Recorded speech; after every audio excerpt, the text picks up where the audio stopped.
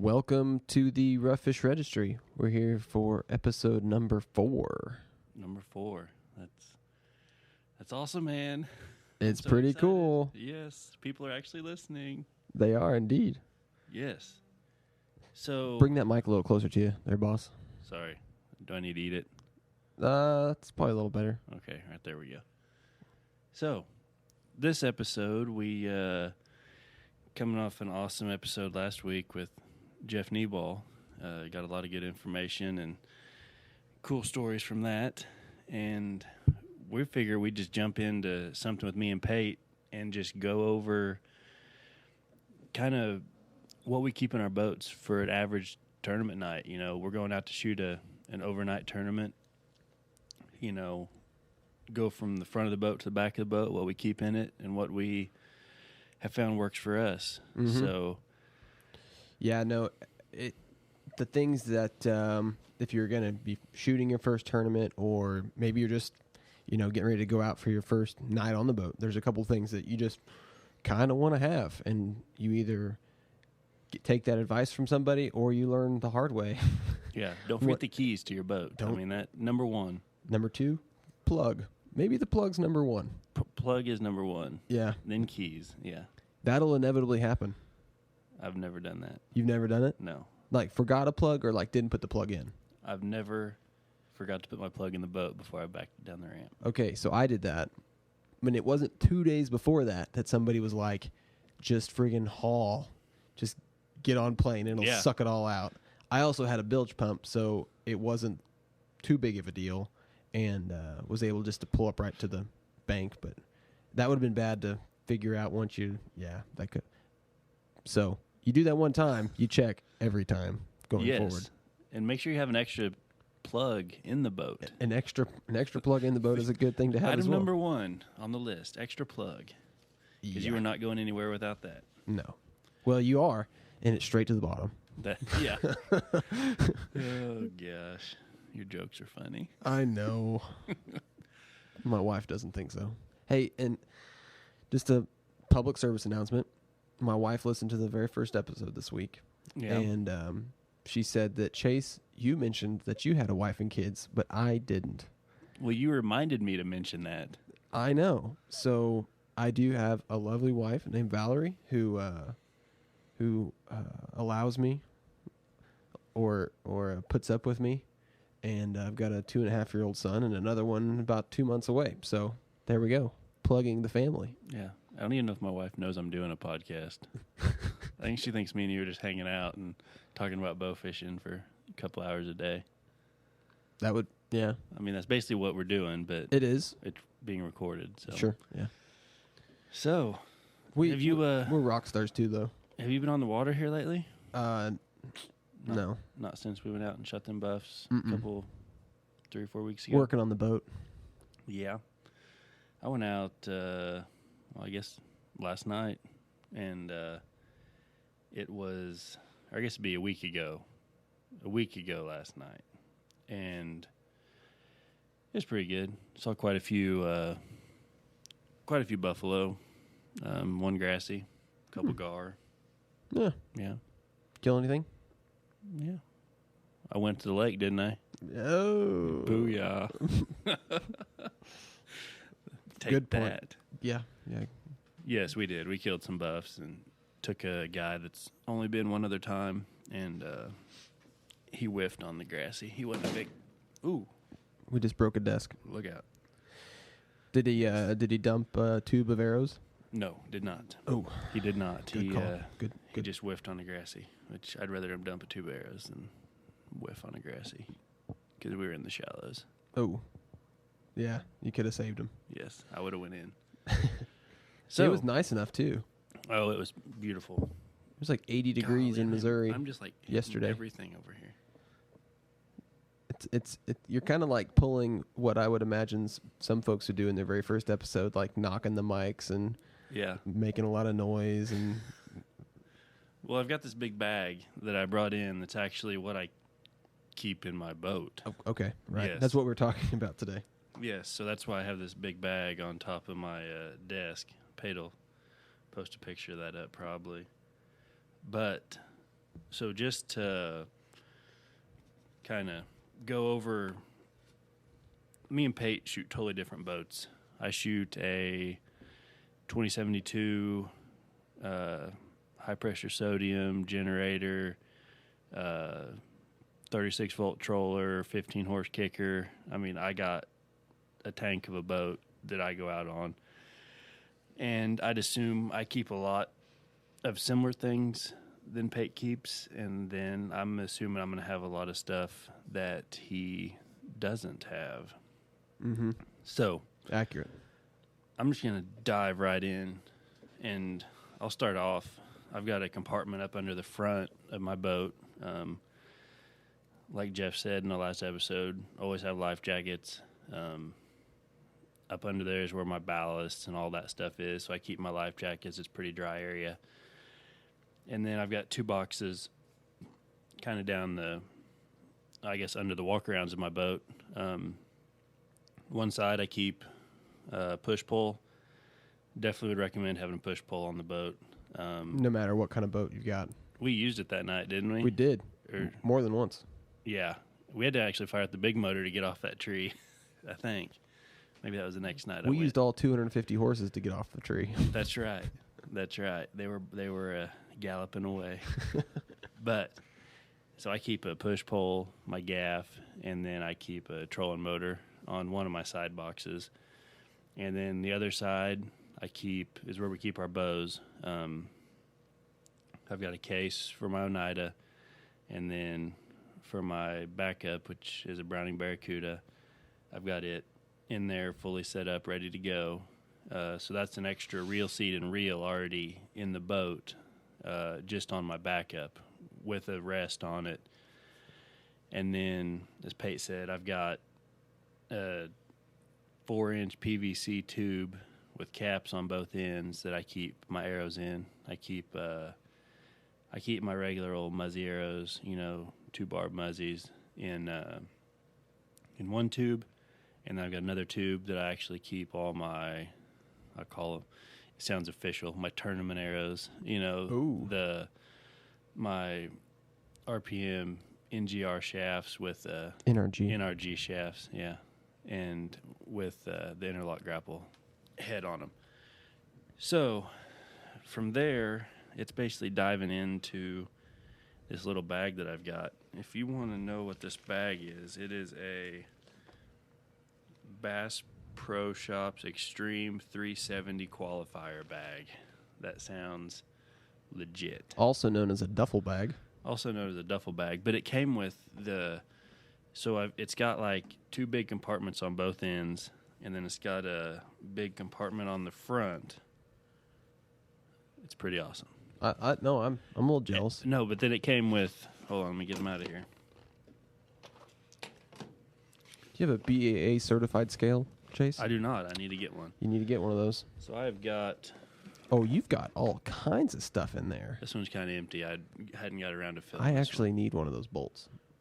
I might just take that by the end of the day. No. Which one are you talking about? Right there. Right. For this me pointing to a box through a podcast is the most useless thing I've ever done. But these? Yeah. So the bolt that holds your arrow rest on? That's what that is. That's for your arrow rest? Yeah. I thought that was the bolt for your... could be for your stabilizer, like their stabilizer bolt, or whatever they call that.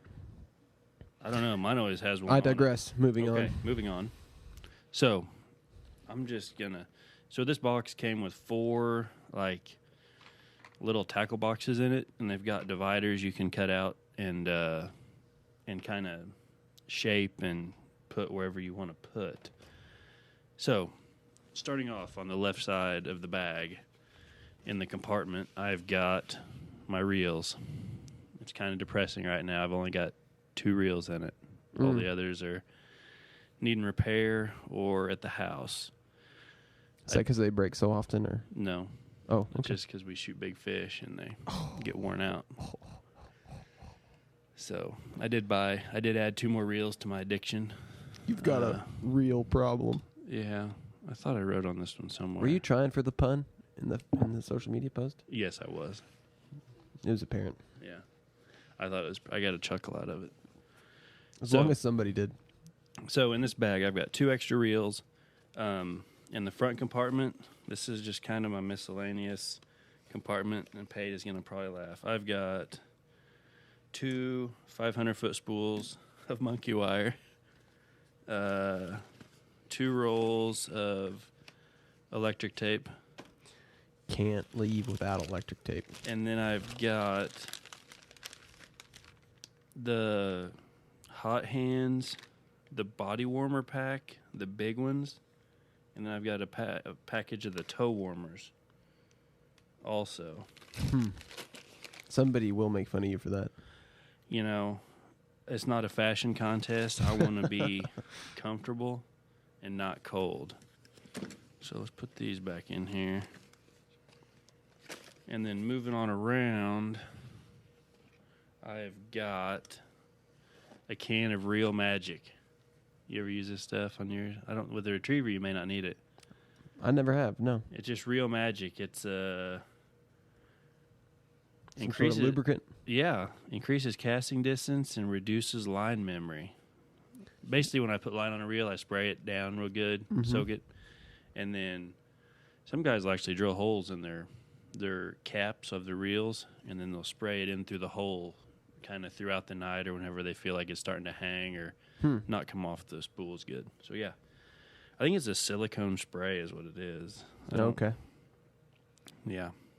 Spray on outdoor equipment before and after use. That's the only directions on it.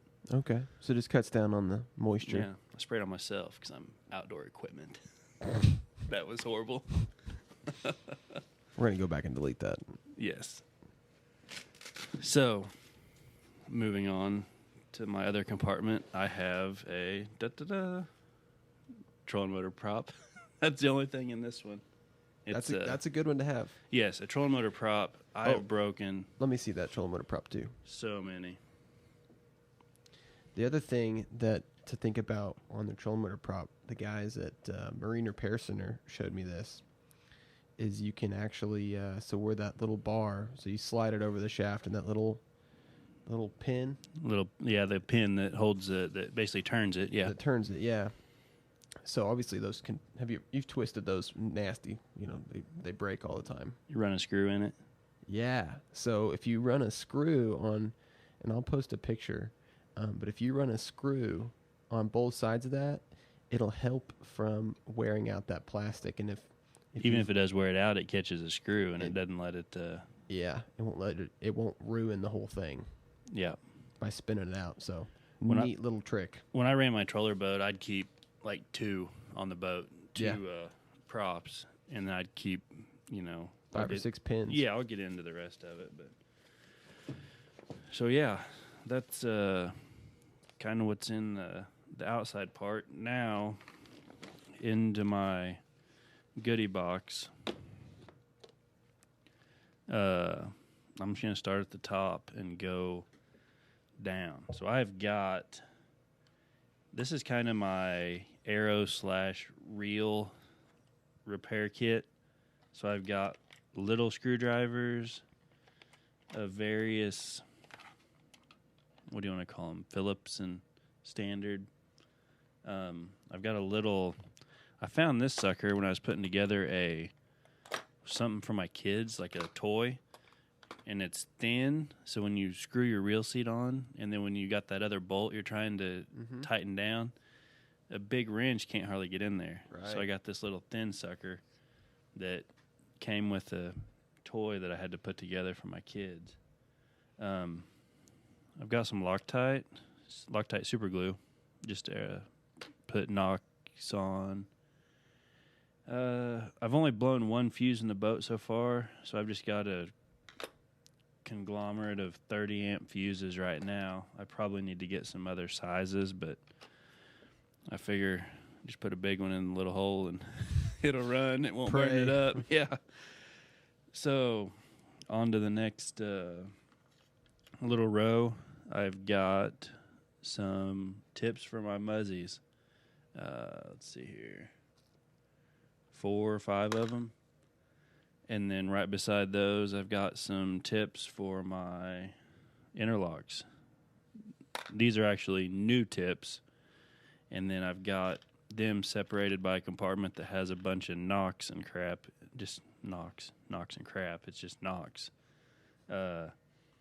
Sitting here, and then I've got all my old tips sitting on the other side of that. So I've got my new tips on the left, old tips on the right, so I always know what's where. Moving on down, I've got a Victory Rest, which I'd said that I'd shot in the past, and I do like it. I've got extra Victory Rest with all the hardware to mount it. Sitting here, I've got some gates that actually go over the top of the Victory Rest that make it a full containment. If you ever break one or have an issue with your Victory, you can get a hold of RPM and they'll send you some for free, I think. And then I've got some bowstring wax that you never use. Let me see if it's even been opened.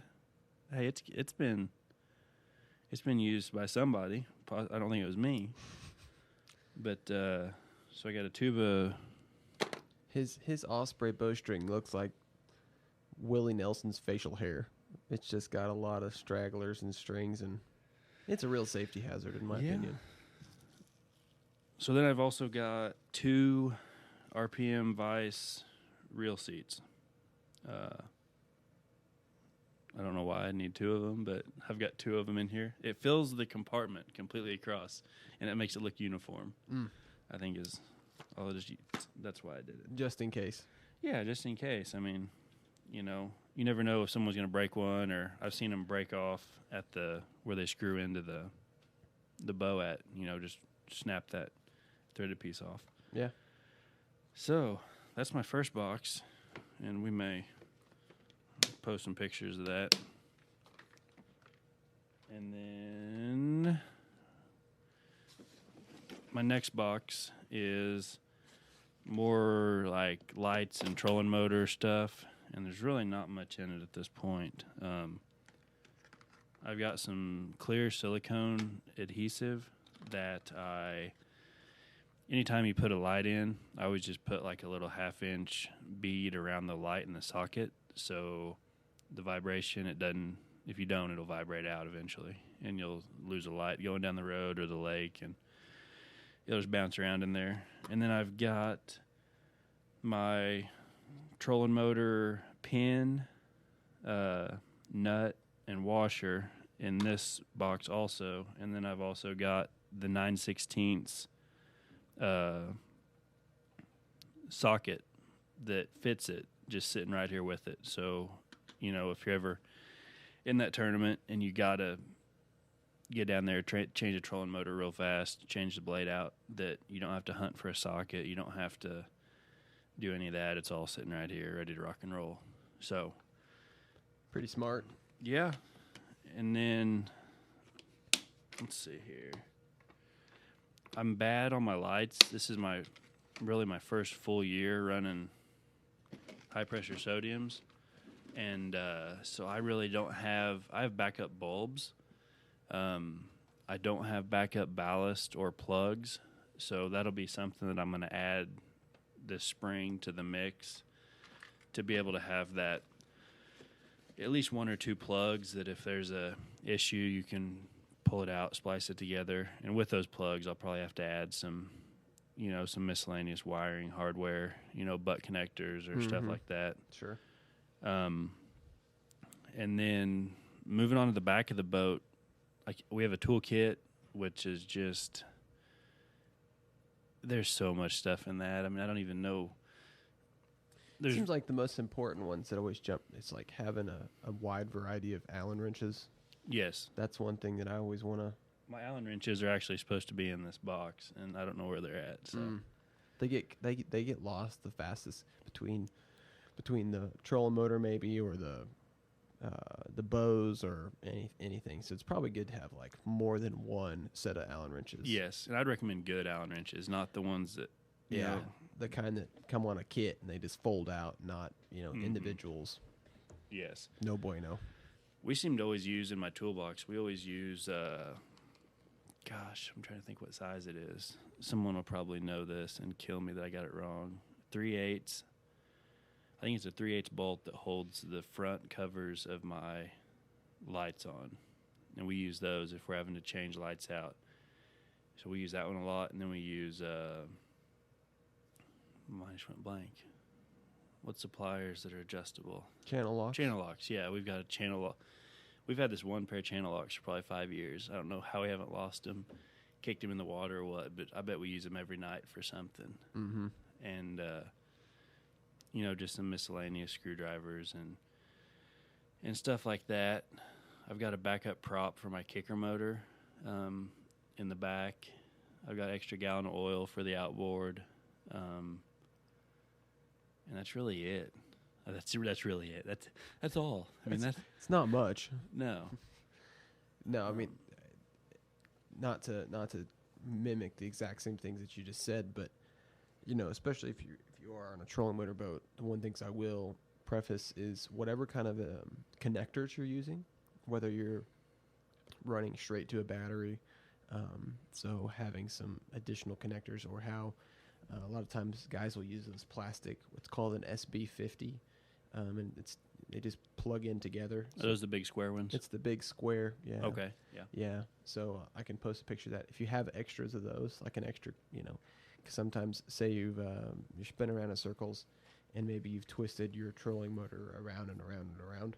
Sounds like experience here. Yeah, so we've done this, and you can actually rip if you're not careful, and if you just abuse it over and over again, you can actually rip the cables out of that SB50 connector, and then you're really out of luck, because that's a crimp on end that then shoves into the connector. So there's no repairing that. So you'd have to at that point tie them together with, you know, either a butt splice or something, and then electrical tape the crap out of it so it doesn't short on you. That did happen to us, and we were, before I started carrying a lot of stuff in the boat, we had a tournament, and we put the boat in, and we were running down the lake, and we got into some rough water. Well, the trolling motor dropped all the way down in the water, so we stopped. Chad gets up there, and I think it was the first time I'd used my new trolling motor. Well, the cord wasn't quite long enough for the troller to go all the way up, but our old one was, so he jerked it all the way up, and it pulled that connection apart at the UB50 or whatever. SB50 connector. Yeah. Just pulled it apart. We didn't know how to fix it, so we hardwired the son of a buck. Yeah. We took both ends off and cut the wires down and just screwed them together with our hands, and then electric taped them, and we actually won that tournament. That's funny. Yeah, it's funny you remember stuff. We shot that tournament, and we shot all gar. I think we had a little over a 20-pound average on gar. It was pretty awesome. That's impressive. No, it can happen. You'd be amazed. You go to these tournaments, and guys going down just because they don't have just little bitty, you know, whether it's electrical tape or zip ties or the right Allen wrench or something, and it's like, oh yeah, I was stranded for 3 hours or something. And I it's do just, have a crap load of zip ties in my boat. Zip ties are important. You can also use them as a culling system for fish. Yeah, like a grunt call. No, like a culling. Culling. Like I thought you said calling. I was no, like, no. I was just. So like I thought you were just being silly. You know, if you want to, some folks like to tag their fish, so whenever they go to the weigh-in, they can filter through them quickly. So you can just poke one right through the lip and put a zip tie through it. And I have a can of zip ties that are the smaller ones. Mm-hmm. They're 4 colors, and we use them for that exact thing. Oh yeah, if you're mainly for the carp, like we use them for the carp out. Right, is what we had them for. Yeah. So if you know, you each individual tournament on a 4-man boat, exactly. Yeah, I mean, normal tournaments we really don't care. We split. I mean, we split the money. However, right, but if you're trying to cull the top 20 out of your 40 fish, gotcha. We actually have tags in our boat that we don't even have a scale. We just kind of hold them out. See, no, we don't do that. I do have a scale. It's right here. We'll again post the link to the BAA certified scale. That's a good investment to have. Yeah, I'm definitely gonna be buying. I don't. It sounds, and I only say this because we did it, but it sounds so easy. But ignorance is a sad thing. Count how many fish you have before you go to weigh in, and it's smart to start weighing them beforehand. A lot of times you get to the weigh-in and you don't have a lot of time, so having a scale in your boat and just taking having one of the guys get in the back and start calling some out is an important thing to do, because otherwise you may have a flat. Or what I saw a guy do at a tournament, and he's an old school, and he's pretty secretive about what he does, but he takes his fish, he weighs them, he lays them down, and then he has sticky notes, and he writes the weight on them and sticks them to the fish. Yep. Or I saw him another time using chalk, and he'd write the weight beside the fish. That's smart too. Yeah, that was pretty cool. I saw a boat at the Bass Pro State shoot this year that had, and it actually was a tracker, bow fishing rig, and they had a dry erase board.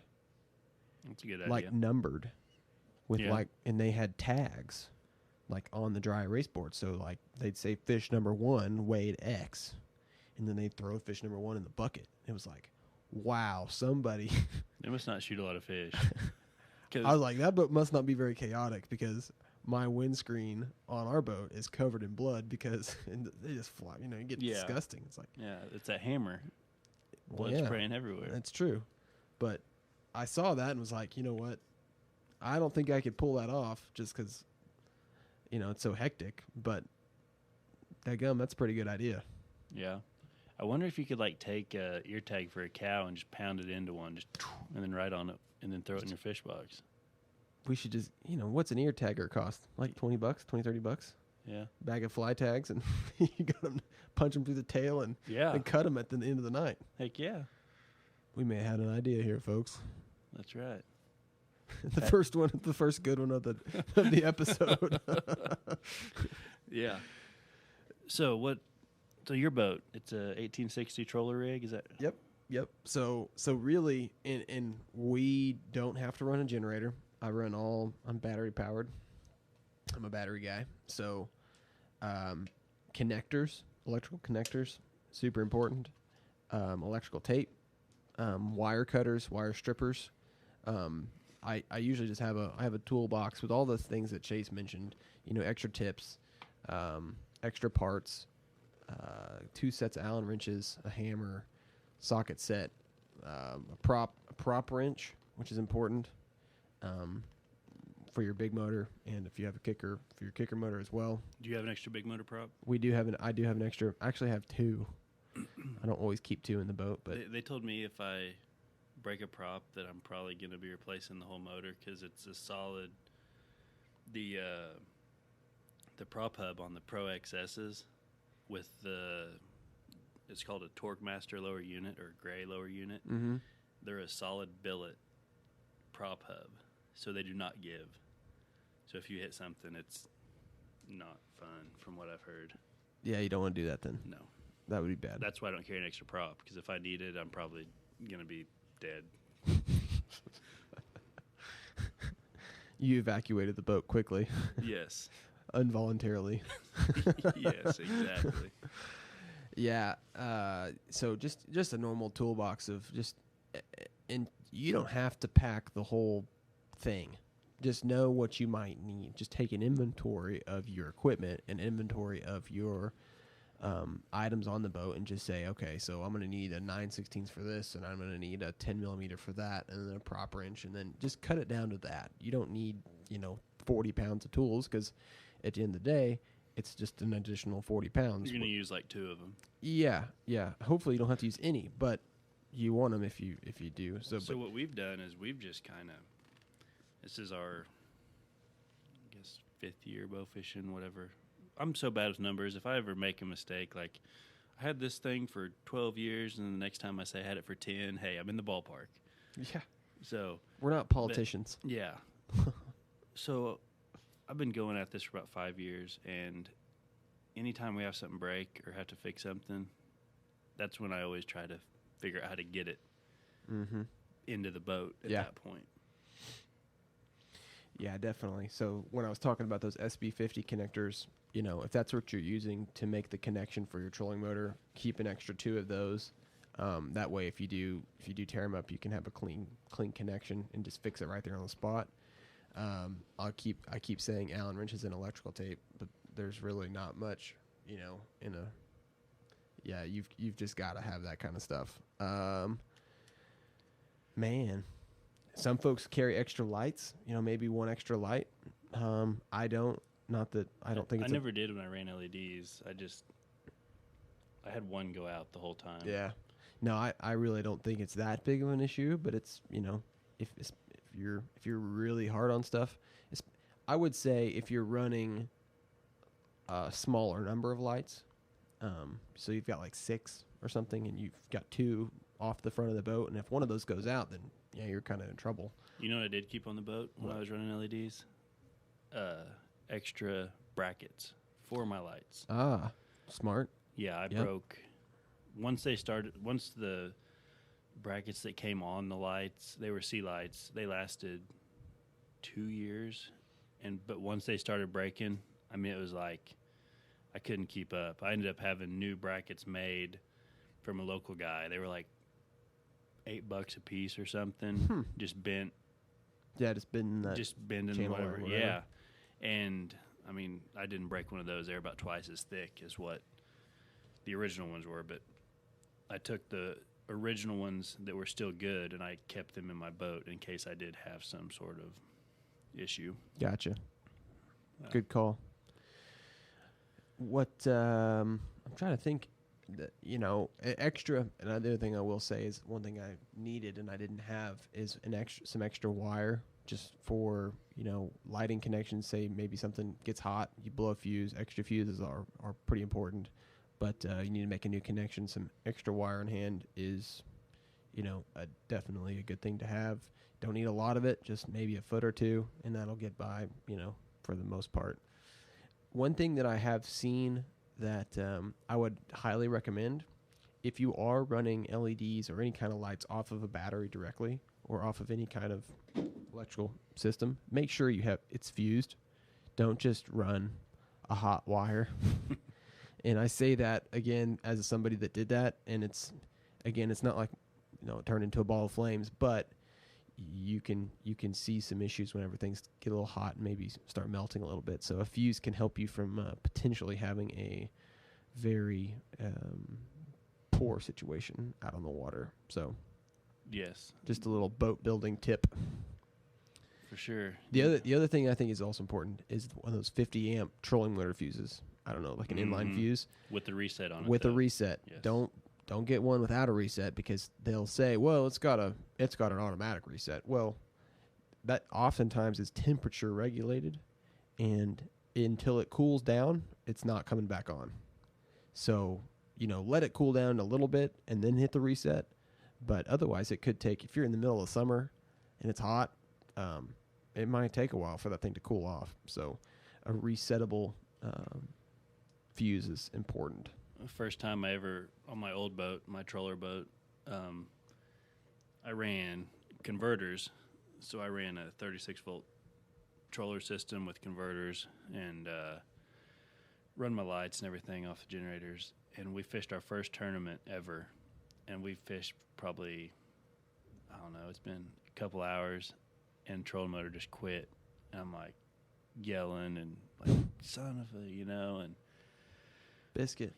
Get back there, and my buddy Chad, him, he's like the Mr. Fix-It. Yeah, Mr. Fix-It. He jumps back there. He's like, oh, I found it. And he clicked the reset, and we were back off and running again. But I did keep an extra converter in the boat also when I ran. It's probably not a bad investment. Those things they get a little moisture in them, and they give up their life through that little puff of smoke, and they're goners. They work well, but it's not. They do work well, and they do the job. It's very hard on stuff. I mean, it can be, yeah. Trolling motors and batteries.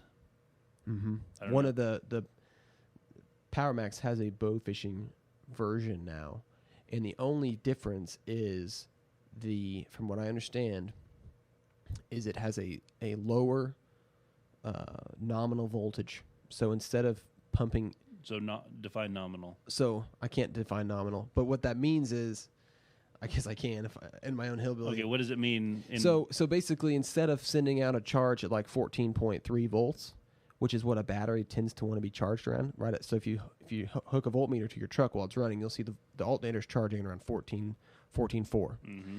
So a battery wants to be charged at a voltage higher than what it is. So what the PowerMax bow fishing version does is it charges at about 13.6, 13.7, which is in the acceptable voltage range for the Minn Kota Motor Guide boards to work within. A lot of times you hear about Motor Guide or Minn Kota boards burning up because guys are running a converter for 8 to 10 hours, and what it's doing is it's pushing more voltage into that board than what's designed. So to on have. a normal, so to break it into easy terms, on a if you're running a 12 volt trolling system, and you were running a converter into that battery supplying your trolling motor, it would be pushing about 14 volts, right? Yeah, 14.2 or 3, I believe, is what it would go to. So on my system with the 36 volt, it'd be 42. Yeah. So I'd be pushing 42 volts on a 36 Mm-hmm. volt system. So just like how a light is rated, whatever they'll say, like 110 to 130 voltage. I mean, there's a range that board can accept, Mm-hmm. but at a continued, stint of time, running 8 to 12 hours, that board's just going to get hot, and it can handle it, but just not for that long. So that's why they actually came out with that tweaked version, and it's less likely to affect the board. I'm pretty sure you can drill out the rivets and go into a older style PowerMax and the converter, and you can drop the voltage down. Mm. Yeah, I've never done it, but yeah, and the guys at PowerMax too can also say say you're super knowledgeable on the electronic side of it. You can actually order a specific setting range and say, I want this one to push out 47 amps instead of 55 or 40 or whatever the case may be within this voltage range, and they can from what I understand basically custom make. You're going to pay for it, but they can do it. One thing on the PowerMaxes is I got to get this right, because they say one PowerMax will pull 600 watts. Is that right? It fluctuates. So the The bow fishing version, actually, because it's at a lower voltage, Mm-hmm. will pull more watts because it's got to push more amps through the lower voltage. I think it was 800. Yeah, it was what everybody said when I was reading about them on Bow Fishing Country and some other places is that they pulled 800 watts a piece, and then they pulled, I forgot how many amps, but so anyway, I could run 3 converters and my 12 50-watt sea lights off of 2 generators if I started the night running the converters. Mm-hmm. And I didn't not run them ever. The minute I turned the converters off and would just run the trolling motor and run those batteries down, I think when they first kick on, they go into a heavy charge mode or something. Bulk mode. Mm-hmm. And it pulls way up, more than 800 watts. The battery's trying to recoup. So the charger can sense the voltage in the battery, and the battery's going to say, hey, I need more than just what's being pulled out because I have to replenish to my 100% state of charge.